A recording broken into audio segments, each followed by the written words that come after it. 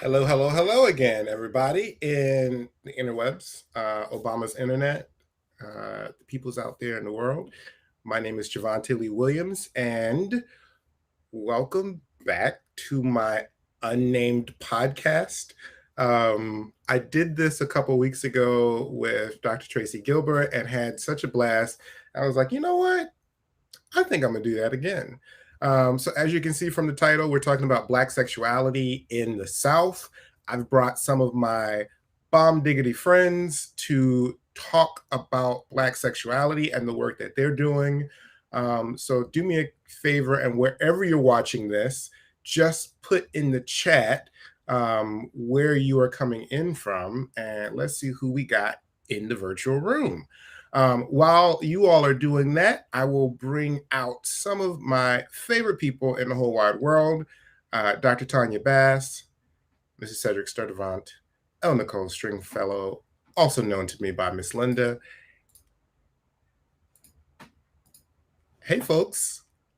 Welcome, welcome, welcome. Welcome to this unnamed podcast. I don't know what to call it. Y'all kind of have a glimpse into what I want to do. What would you name it? Just like off the top of your head, what would you name it?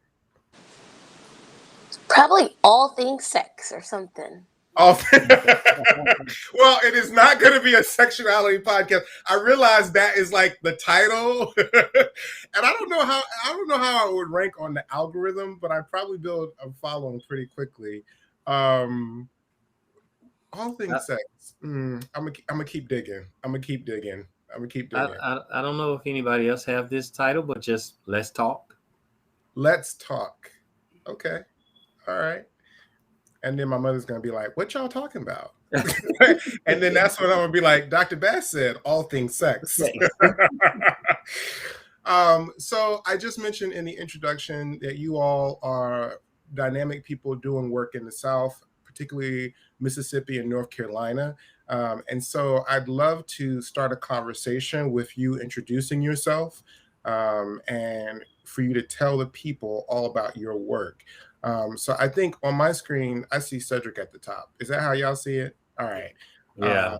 So I'm going to put Cedric at the bottom and put the ladies on top. So Linda, I'm gonna ask you to start and give us an introduction of yourself, your work, how you came to this work, and what's on the agenda for 2021, as good or bad of a year as it's been. Okay, well, I'm El Nicole Stringfellow. I'm the executive director with Fabric Incorporated.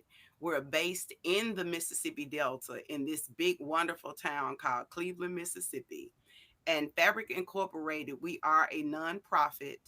And I will honestly say it has been a joy. This is 5 years for us. So we are celebrating 5 years of service to Delta communities.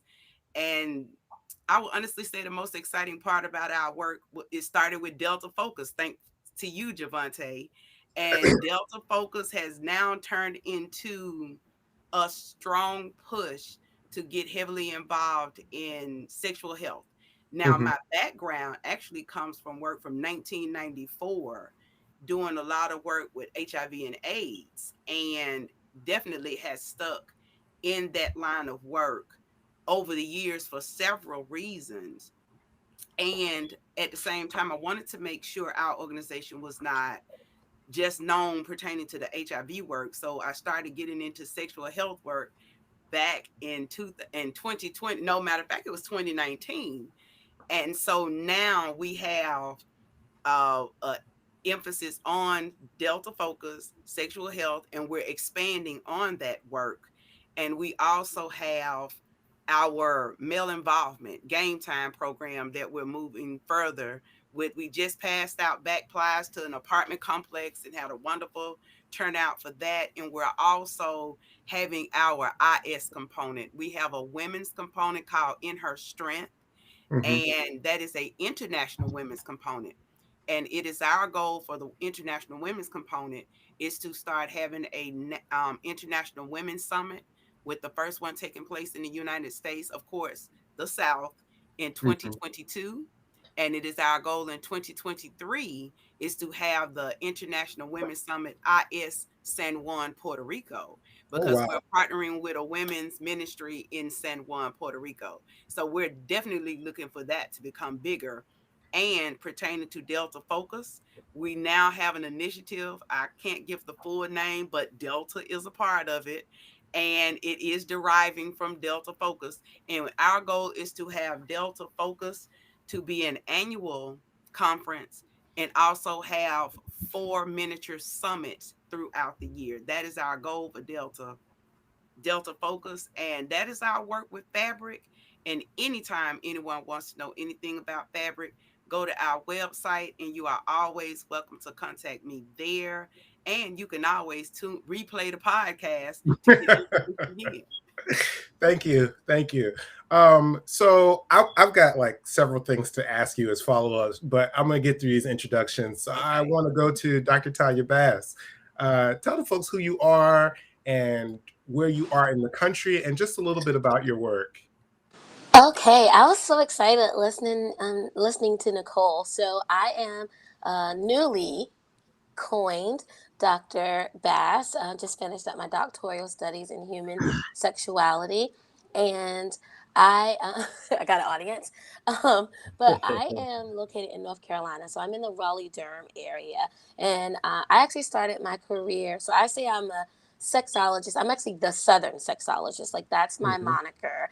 And I do a lot of work in the South, in particular in North Carolina, South Carolina, in Georgia, but have been reaching out across the nation, one day maybe international.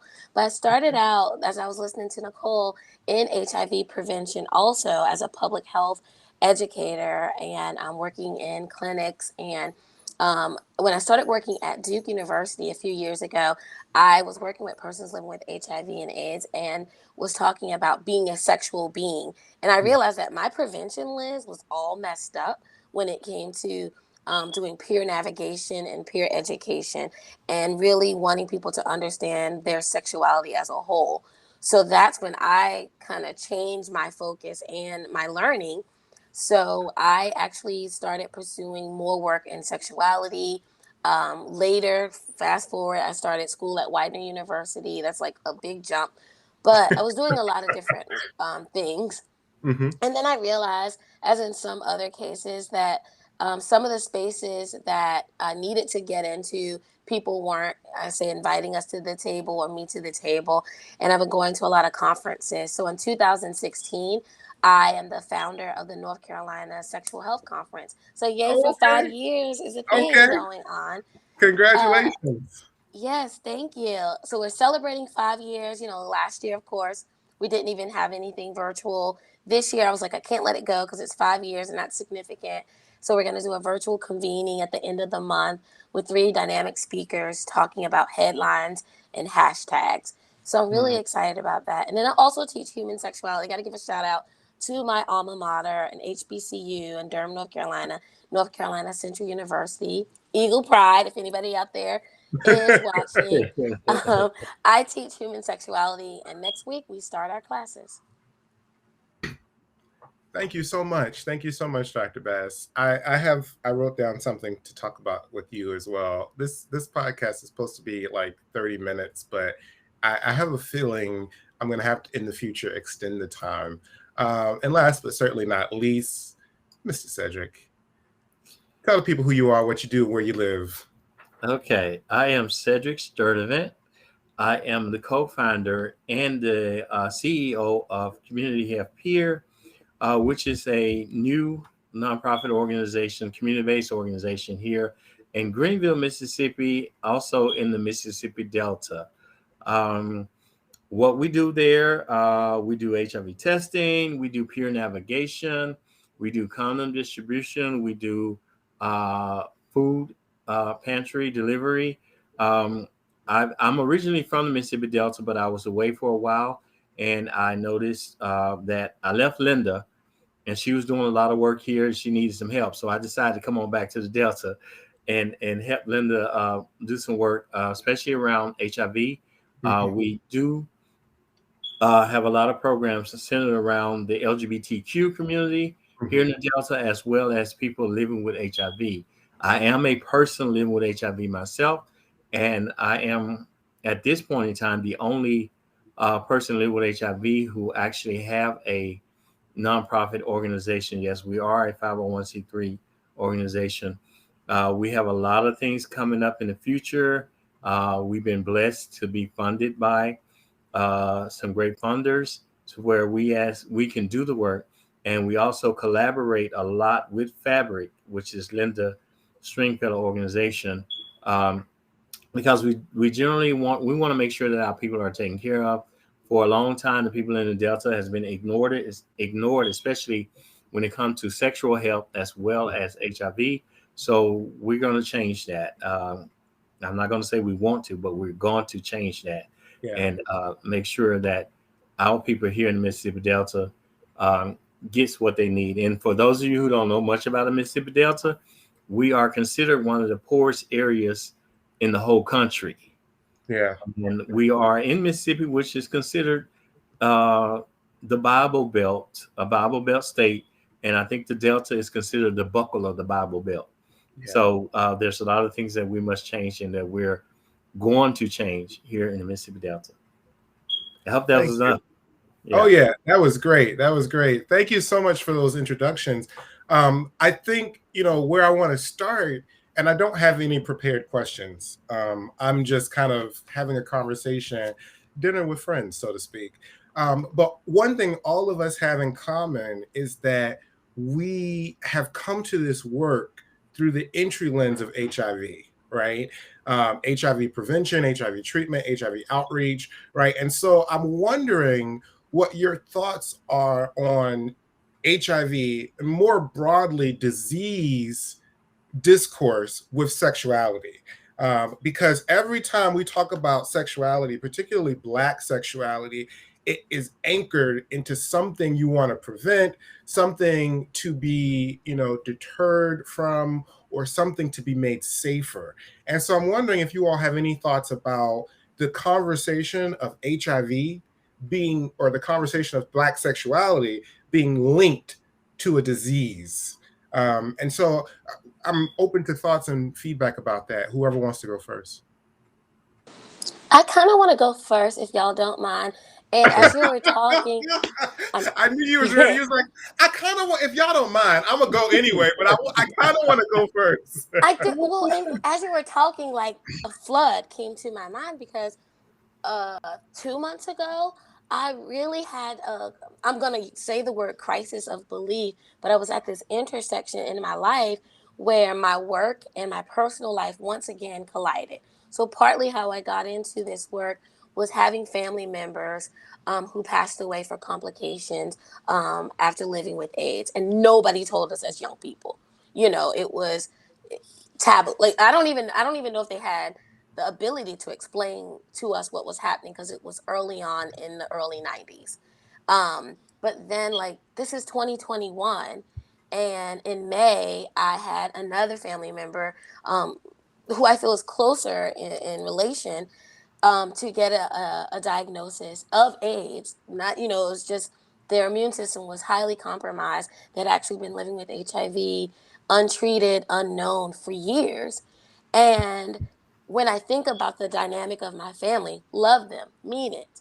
But, the dynamics around masculinity, the dynamics around talking about who we love, who we're attracted to, and even what we do is still in such a silence. Like some people, well, I think all the people in our family in some ways were expected to perform a certain way and be a certain way, whether it was to the view of what they thought my grandmother might think, what their parents might think, or what the community might think. And having had this crisis, with a relative and having a conversation, all those things kind of came out. And the lack of knowledge about even HIV or their own sexuality just kind of shine through. And Yeah. as I sat there, the crisis for me was feeling beating up on myself. And that I felt like, well, what kind of educator are you? You've been doing this, this, and this, and they know what you do. Well, how did this happen? And realizing I'm just cousin Tanya, like I couldn't, I had to step away and realize like I wasn't their educator. I didn't fail them. You Yeah. know, it Mhm. was I was just a cousin, and maybe it because of our family dynamic, it made it hard for us to have conversations. Yeah. So, Linda, I saw your mouth moving because you was getting ready to respond to this, and I think like what blew my mind is a statistic that I read. We obviously we know in the United States the HIV epidemic looks like black and brown men who have sex with men. But surprisingly, the next group after that are black cisgendered women. And it's just like your work moving into a space with like black women and HIV, black women and sexuality, like that is so needed. And so, how do you enter the conversation of sexuality through that HIV lens, so to speak? That's a loaded question. So It's I'm meant to be. It's a it's a podcast. loaded I'm question. interviewing you. But yes, well, let me just go there. Let me use my southern smooth soul as I answer this. I will honestly say when you talk about blackness, sexuality, and especially cisgender women or born as a female, still a female, um, what is sex? And you talking about from the HIV realm, we were taught that sex was bad if you were not married. We were taught that your purpose is to have sex to procreate, and you are taught to have sex to please your man, your husband. The only man you're supposed to have is your husband, and that's who you're supposed to have sex with. So even I'm doing the HIV work, or just coming into the knowledge of it, the thing that I needed to learn, the fluids, the basics, and it starts you to thinking about, no disrespect, the sex that you have, the type of sex, the positions. Are you basically protecting yourself? It's not who you are, but what you do that puts you at risk. So, am I doing things that's going to put me at risk? So then, as time passes, it's wait a minute, Linda. Let's think about your partners and with your husband, or once you are no longer married, or even before you get married. Let's really sit down and look at, for women, what about intimacy? What about pleasure? We don't have those conversations. And just going back, I don't want to date myself, but I'm at that good and perfectly right age to talk about this. So it's talk about pleasure. How do we hold those Yeah. conversations? How do we even tell our man, this is how I like to be pleased? This is what I like. Touch me here. Don't touch me there. Oh no, this is not Wolfer and Tweeter with nipples. So it's like, okay, how do we have these conversations and a man or people don't see you as promiscuous, a slut, and Yeah. these natures? And for my church people out there, you're not the oh my Jezebel. You're not Jezebel. You're Mm. not the Scarlet Mhm, Letter chick for my mhm, literature people. mhm, So mhm. it's why is it always painted bad? When we talk Yeah, about HIV, just like STDs and STIs, sex is brought up and mentioned when we talk about bad things. yeah, That quote, yeah, quote, this can happen to you if you have sex outside of marriage. This can happen to you if you do sex this way. So it's, for me, being a cisgender woman from the South in the deep Mississippi, we're going to unbuckle the belt, because we've got to yes. start having these conversations the same way our belly gonna get full. You know how we rear back in that seat and unbuckle that belt and unhook those pants? That's what we're gonna have to do. And Yeah. so it's I was never taught that. Nothing against my mother, because my mother was a Southern lady Mhm. whose parents were of the church. So I understand that. So I had to learn from friends. I had to learn. It wasn't much you can learn from television. And I had to also learn from holding conversations. And when I went to college, and that's when I learned, but it was truly getting the true knowledge, is when I started doing the HIV work. And I met a lady that's an attorney, but she talked about the anatomy. She started Mhm. talking about other parts and everything. And then she also, we started having conversations about pleasure and Yeah. intimacy, and what do you like and stuff like that. So it's like, and then I wanted to start focusing on creating spaces Mhm. for males and females to be able to truly discuss pleasure and intimacy. And now at this stage of the game, it's like, no, no, dude, you're not finna be the only one to get pleased out of this. And no, you go and get me a sandwich at the end of Yeah, this. Fix me a sandwich, baby. I'm gonna lay here and watch television. So, yeah. it's these things, and be okay with it. And at the same time, not be considered jealous, be a slut or promiscuous. And and there's joy in conversations about sex, intimacy, pleasure, and even just laying up and cuddling and holding. And so, and then the other thing, people have to understand, sex is mental. By the Hmm. time you get to the physical, you need to be able to pass the blank out, because you done had so much mental and had so much deep conversation with tone and music and all that other stuff. It's like, hey, so okay, that's me. Cedric, what you got on this? You know, Follow that up. Follow that up. all I can say is that when I get a man, Linda, I'm gonna tell him he got to touch me here, touch me there. Touch me. Uh, ooh, that's hard to follow. But just to know, when we talk about sexuality, especially here in the Mississippi Delta, it's different from when we're in the big cities like Atlanta or New York or LA or whatever, because we have a lot of guys. I say there's guys that like to have sex with guys, but they are so undercover, in a sense that DL, DL, DL, DL. You hear that so much, and you see the guys on the street corner that just standing there, and you're thinking they're these big thugs or what have you, but you get them alone, and then hey, that's totally changed. And when we're looking at with doing testing of HIV, we automatically think we're looking at the guys, same gender loving guys, that these are the ones that are going to be positive or what have you. I can say 2 years ago in 2019, we tested a man who was 50 some years old who had never slept with a man, but his results was positive. And he honestly said that he was on drugs and what have you, and he was doing a lot of things, but not sleeping with a man was not one of them. So, but in this area, when you look at sexuality, um, it's kind of hard to define, simply because you got a lot of guys who don't identify as gay, same gender loving man, or whatever. It's just, I do what I do, and it ain't nobody business what I do. You know, Yeah. Linda did it all. She got me all hot and bottled up in here. Yes, But yes. she broke it down real good. And our approach here in the Delta is basically have to be different.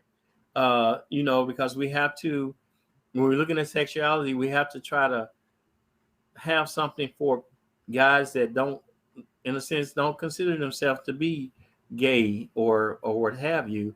And of course, you have a lot of guys that solicit themselves because of the economic problems here, poverty, and in some cases homelessness, to where they have to sleep in a hotel and they need money for that room. So yeah, we have to definitely look at it differently.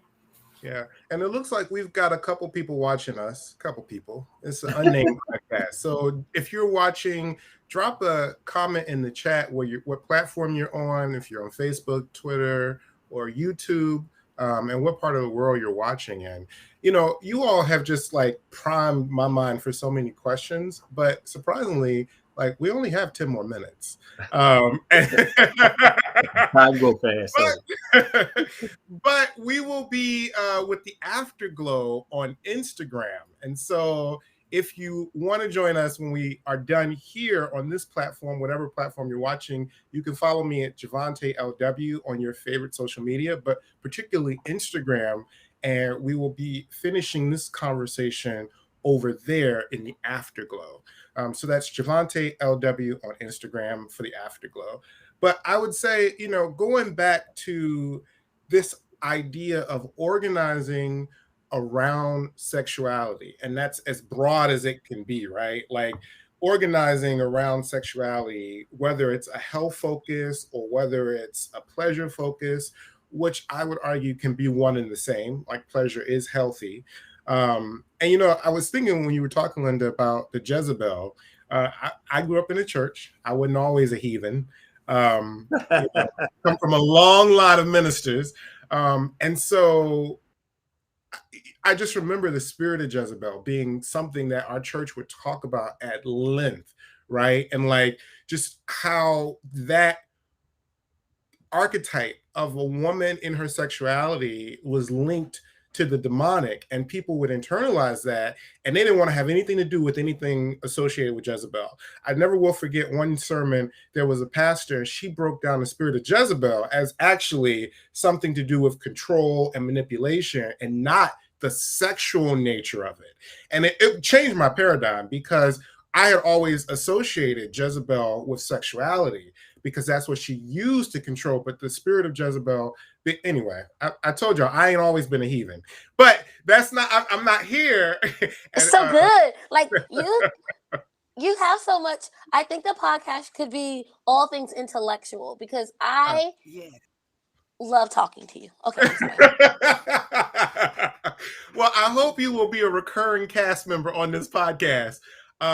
So but even in The Handmaid's Tale, there's a show on Hulu called The Handmaid's Tale, very popular show.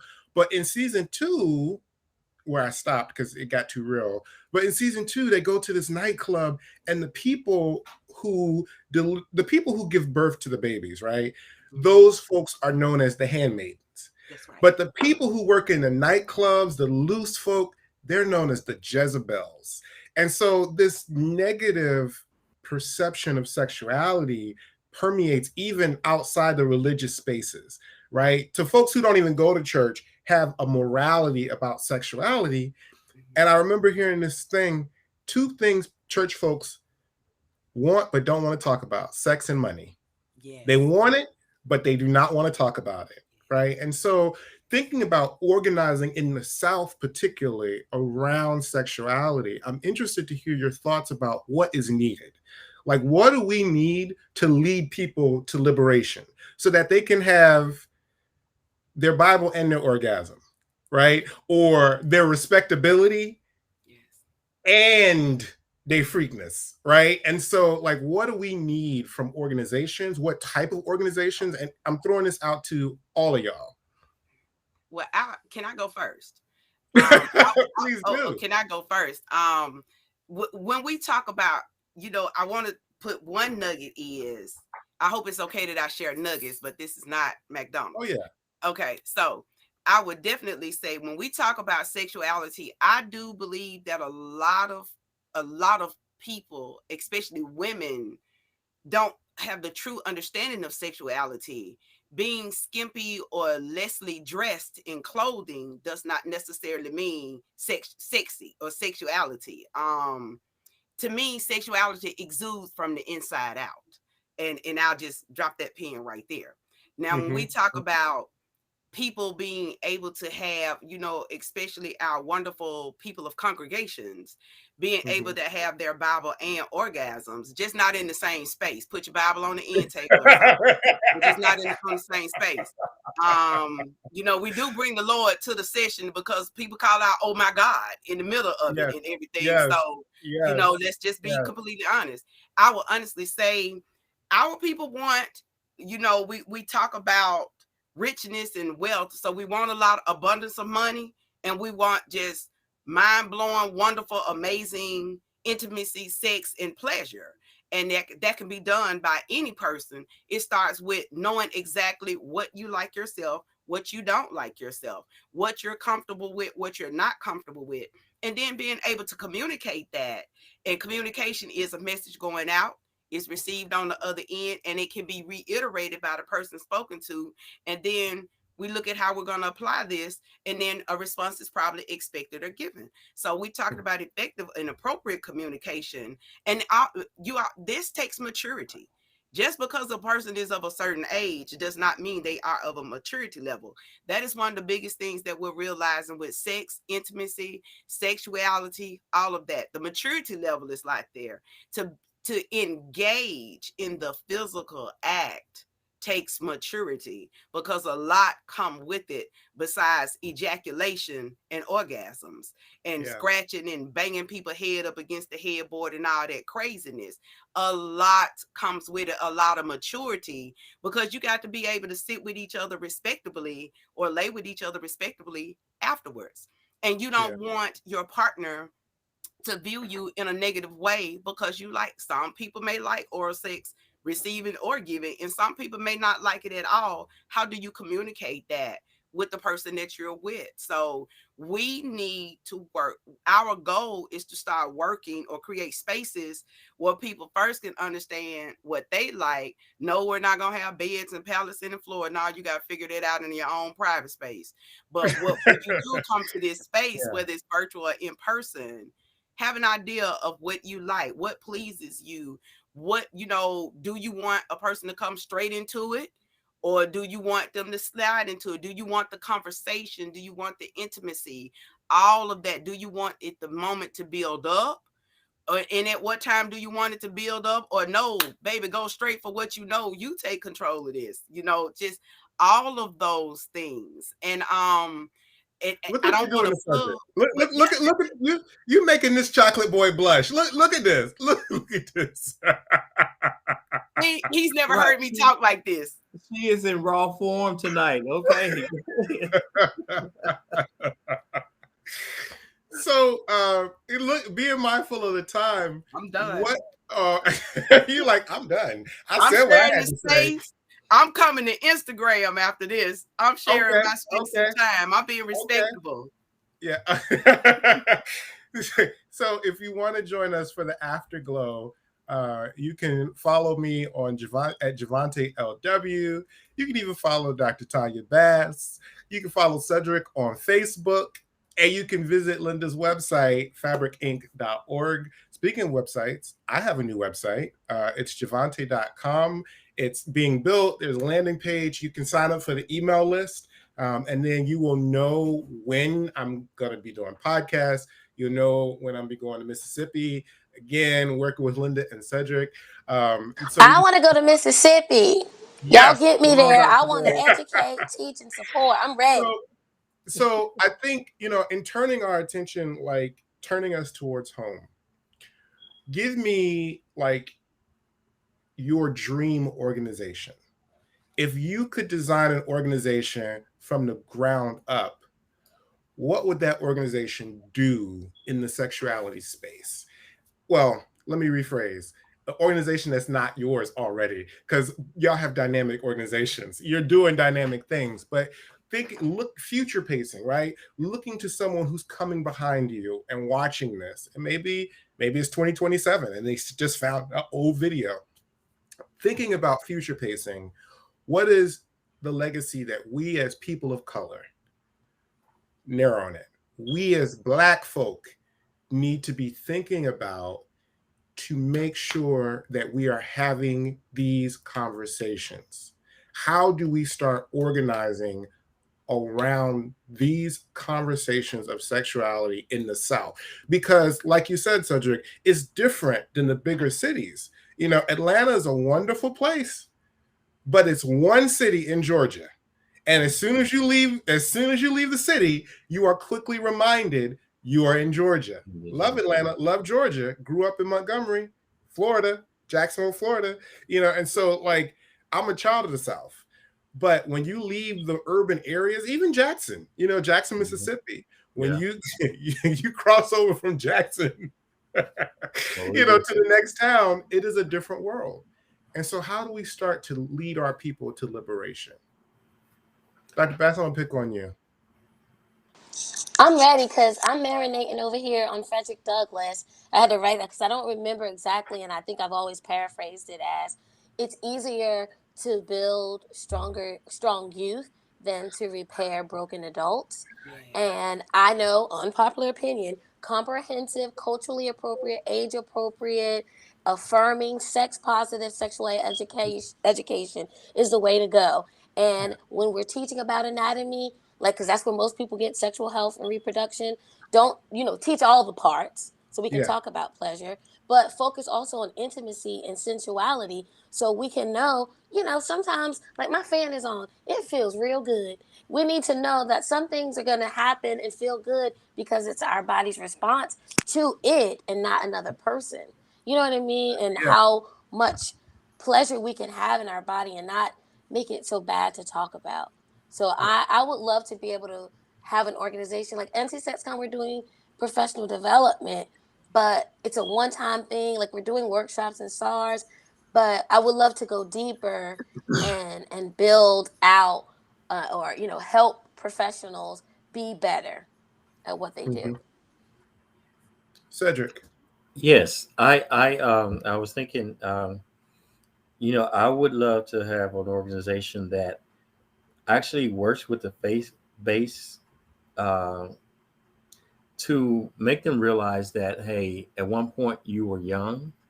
Um, Stop using the Bible so much for judgment. Uh, um, and how can I say it?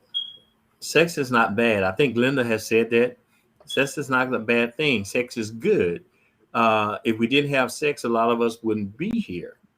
So instead of passing judgment saying you shouldn't have it then just talk to your congregation or younger congregation of the proper way to doing so. And I mean, Jesus came for all the sins. So, and we're all going to do that. So just something to focus on the faith-based community. And like Linda said, I would want to just take the bet off and whoop some of them to actually get them to recognize that, hey, you were at one point a young person, and some of you may still be doing that outside of your marriage. So Yeah. just not judge people and make people feel that they are nothing, or that they're doing something bad. Yeah.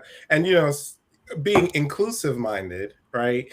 And if my family's watching, they're going to be like, did he say that? Some folks have an arrangement that their marriage is open, right? That they are Mhm. okay to bring in other folk. And so, Yeah. whatever type of arrangement you have with your partner or partners, right? That you are being respectful and you are being mature, like Linda was talking about early.